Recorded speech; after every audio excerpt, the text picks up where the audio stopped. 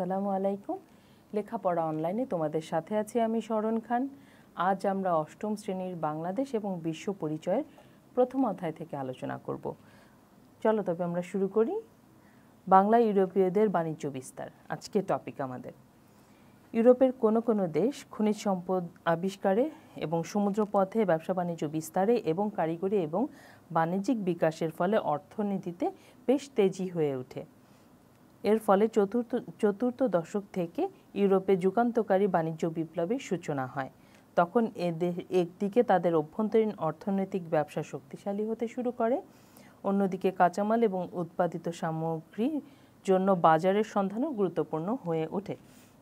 ইউরোপে চতুর্থ শতকের দিকে খনিজ সম্পদের আবিষ্কার, ব্যবসা বাণিজ্যে উন্নতি লাভ এবং সমুদ্রপথের যোগাযোগ ব্যবস্থাটা সহজতর হয়ে যাওয়ার কারণে তাদের অর্থনীতিটা বেশ ত্বরান্বিত হয়ে ওঠে, বেশ সমৃদ্ধ হয়ে ওঠে, মানে অর্থতে তারা বেশ শক্তিশালী হয়ে ওঠে। তখন তাদের কাঁচামাল যা আছে তারা নিজেদের প্রয়োজন মেটানোর পরে এই কাঁচামালগুলো তো মজুত করে আর রাখতে পারছে না বা রেখে লাভ নেই, কাঁচামালের জন্য তখন বাজারের প্রয়োজন হয়।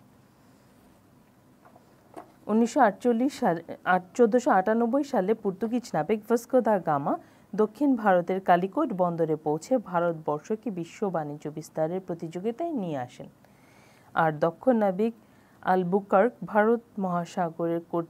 ভারত মহাসাগরের কর্তৃত্ব অধিকার করে নেন।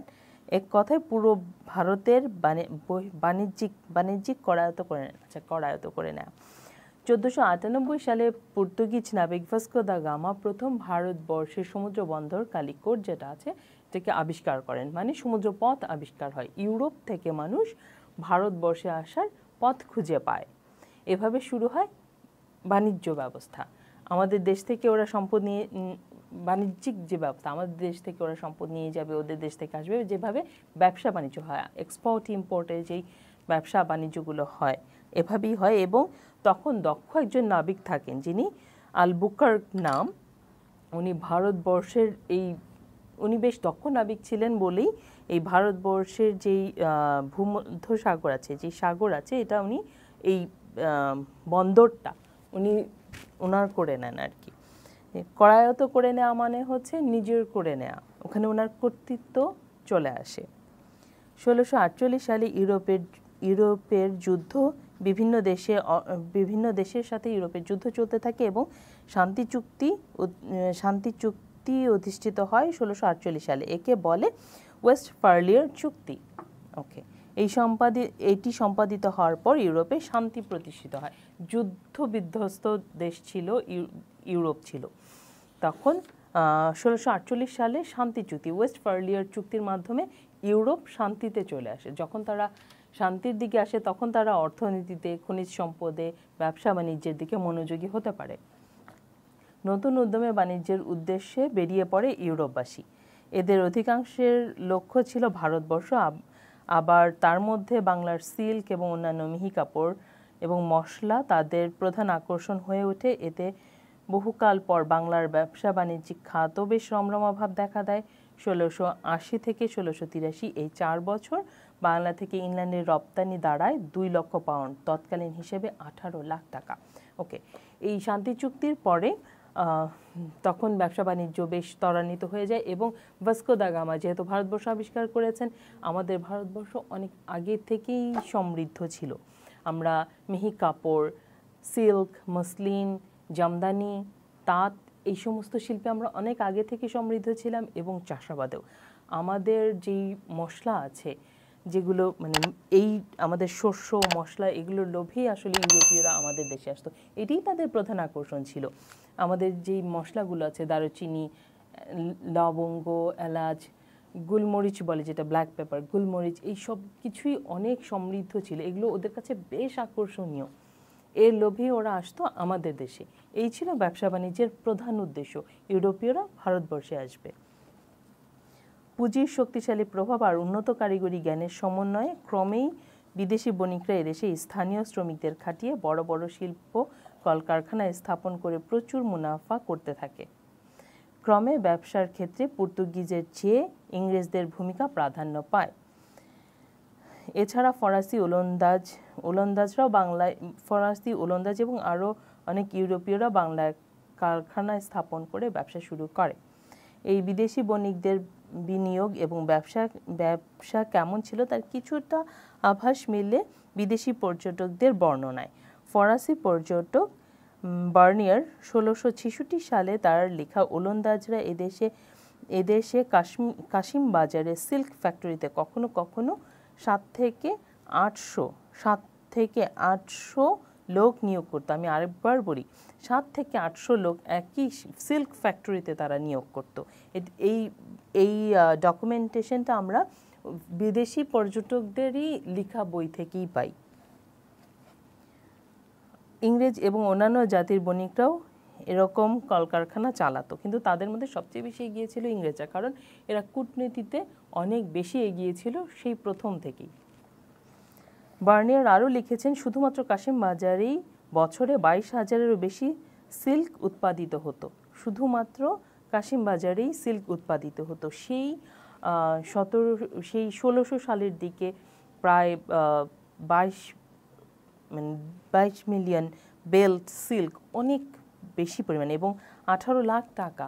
যখন 1 টাকারই অনেক বেশি মূল্য ছিল, তখন আমরা অনুমান করে নিতে পারছি বাচ্চারা যে 18 লাখ টাকা অনেক টাকা আসলে সেই সময়। এইভাবে ব্যবসা বাণিজ্য চালিয়ে ইউরোপের বণিকরা দেখলেও বাংলায় স্থায়ীভাবে বসতি স্থাপন করেই সবচেয়ে বেশি ফায়দা লুটা সম্ভব। আচ্ছা, এখানে আমরা যদি বলি, তাহলে তারা যখন দেখলো যে অনেক বেশি এখানে স্থায়ীভাবে থেকে তবে ব্যবসা করলে আরও বেশি, যা এখন আসা যাওয়াতে তাদের খরচ হচ্ছে, এই খরচটাও বেঁচে যায়।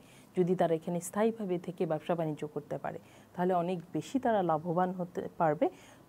তখনকার পরিস্থিতিতে তারা যে পরিমাণ লাভ করছিল। এই সময় কলকাতা, চন্দননগর, চচুড়া, কাশিমবাজার প্রভৃতি স্থানে ইউরোপীয় বাণিজ্য ফুলে ফেঁপে উঠতে থাকে, আর ফলে এদের মাধ্যমে বাংলা থেকে পুঁজিও পাচার হতে শুরু করে।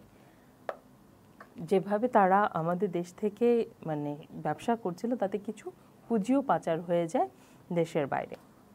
এদের মধ্যে বাংলার পলাশী যুদ্ধে এবং মীর কাসিমের আমলে বাংলার প্রচুর সম্পদ ইংল্যান্ডে পাচার হয়ে যায়। আচ্ছা, এখানে একটা কথা বলার আছে, ইংল্যান্ডে ইস্ট ইন্ডিয়া কোম্পানির থ্রুতে কাঁচামাল, আমাদের এখানকার ধন সম্পদ সব পাচার হতে শুরু করে। আমাদের দেশে তোমরা শুনে থাকবে যে রানী এলিজাবেথের মুকুটে একটা পাথর আছে, দামি একটা পাথর, যেটা ব্লাড রুবি নামে পরিচিত, লাল একটা পাথর আছে। পাথরটা আসলে আমাদের, এটা ভারত উপমহাদেশের, এবং এই পাথরটা ভারত উপমহাদেশে কোহিনূর নামে পরিচিত ছিল। খুব রেয়ার পাথরের মধ্যে এটা একটা। এগুলো সব আমাদের ছিল, ওরা ওই সময়টাতে পাচার করে নিয়ে যায় ওদের দেশে। এভাবে আমাদের অনেক ধন সম্পদ পুঁজি পাচার হতে শুরু করে এই ব্যবসা বাণিজ্যের উদ্দেশ্যে।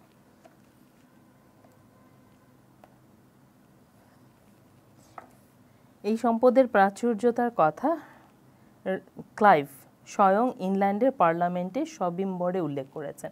ওনারা নিজেরাই নিজেদের পার্লামেন্টে বেশ দাম্ভিক্যের সাথে সবিম্বরে, কোনো প্রকার কনফিডেন্টের সাথে, খুশির সাথে নিজেরাই বলেছেন যে তারা কি পরিমাণ ধন সম্পদ আমাদের দেশ থেকে তাদের দেশে নিয়ে গেছেন। 1682 সালে ইংরেজ কোম্পানিগুলো গভর্নর হিসেবে উইলিয়াম জর্জ হুগলিতে আসেন। এই সময় বাংলার মুঘল কর্মচারীদের অনেকেই রাজস্ব সংক্রান্ত দুর্নীতিতে জড়িয়ে পড়ে, ফলে ইংরেজদের ব্যবসায় ক্ষতি হতে থাকে। এই ব্যবসায় জর্জ ইংল্যান্ডের দ্বিতীয় রাজা জেমসকে বিষয়টি বুঝিয়ে 1786 সালে দেশ থেকে সৈন্য এনে এদেশে যুদ্ধের প্রস্তুতি নেয়।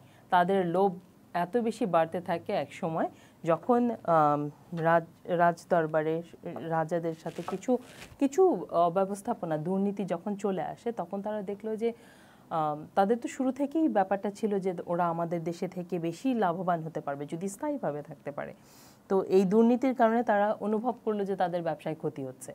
তো তখন তারা আরও একটা দ্বিতীয় ধাপে চলে গেল, রাজাকে বুঝিয়ে, রাজা দ্বিতীয় জেমসকে বুঝিয়ে তারা আবার চলে আসলো আমাদের দেশে স্থায়ীভাবে থাকবার জন্য। তারা সৈন্য নিয়ে আসলো তাদের দেশ থেকে, এবং এখানে তারা যুদ্ধ করে স্থায়ী বসতি স্থাপন করার একটা পরিকল্পনাতে চলে আসলো। এই পরিকল্পনা পরে নানানভাবে রূপ নিয়েছে। তাদের শাসন এবং শোষণের ক্ষেত্রে বেশ সুবিধার দিকে চলে এসছে। সো ইংরেজি 1686 থেকে 1690 পর্যন্ত ইংরেজদের সাথে মুঘল শক্তির বেশ কয়েকবার খণ্ডযুদ্ধ হয়, যা আমরা বলছিলাম মাত্র। শেষ পর্যন্ত ইংরেজরা বিজয়ী হয় এবং তাদের ব্যবসার সুবিধা আদায় করে নেয় এবং এক ঢিলে দুই পাখি মারে। তারা ব্যবসাও আদায় করলো, আমাদের দেশ শাসন শোষণও করলো। আমরা এখনও সেই শোষণ ভার বয়েই চলেছি। তাদের এখানে থেকে তারা কুটি এবং কারখানা তৈরি করে এবং সৈন্য রেখে ব্যবসা করতে থাকে এবং সংঘবদ্ধ হয়ে তারা আমাদের শাসন এবং শোষণে চলে আসে। এই ছিল আমাদের ভারত উপমহাদেশে ইউরোপীয়দের বাণিজ্যের আগমনের কারণ আমাদের আজকের ক্লাসে। আমরা ইনশাআল্লাহ পরবর্তী ক্লাসে বাংলাদেশের ঔপনিবেশিক শক্তি নিয়ে আলোচনা করব। ততক্ষণ পর্যন্ত আমরা আশা করব তোমরা আমাদের সাথেই থাকবে। লাইক, কমেন্ট, শেয়ার করবে, সাবস্ক্রাইব করবে এবং বেল আইকনটি বাজাতে ভুলবে না। ধন্যবাদ সবাইকে।